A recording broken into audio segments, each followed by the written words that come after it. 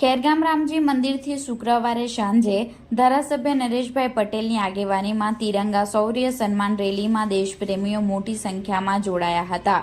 ખેરગામ બજાર વિસ્તારમાં દેશભક્તિના સૂત્રોથી વાતાવરણ ગુંજી ઉઠ્યું હતું.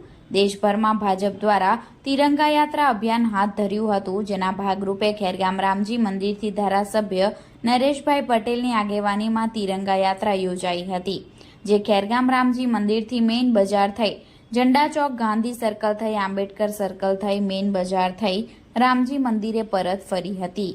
દેશપ્રેમીઓએ તિરંગા લહેરાવી ઓપરેશન સિંદૂરની સિદ્ધિઓને બિરદાવતા નારા લગાવ્યા હતા.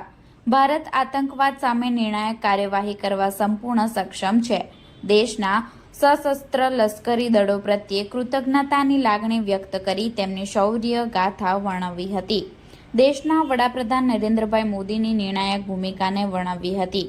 આ પ્રસંગે ખેરગામ તાલુકામાંથી વિવિધ ગામના સરપંચો તેમજ નગરજનો મોટી સંખ્યામાં ઉપસ્થિત રહ્યા હતા.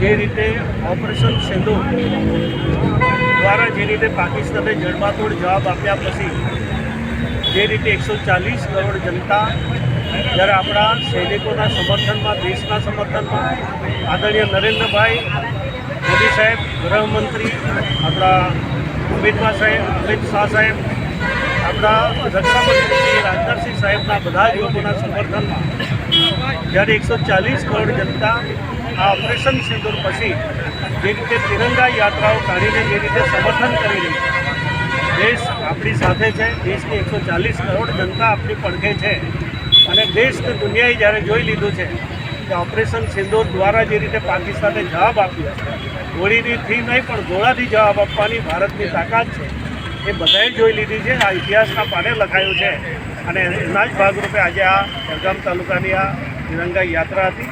ખૂબ મોટી સંખ્યામાં અમારા આર્મીના જવાનો પણ હતા, જે રિટાયર્ડ થયેલા લોકો, સંતો, મહાસંતો પણ હતા, અનેક શ્રેષ્ઠીઓ હતા. બધા જ આ યાત્રામાં જોડાયા હતા. સૌનો હું આભાર માનું છું.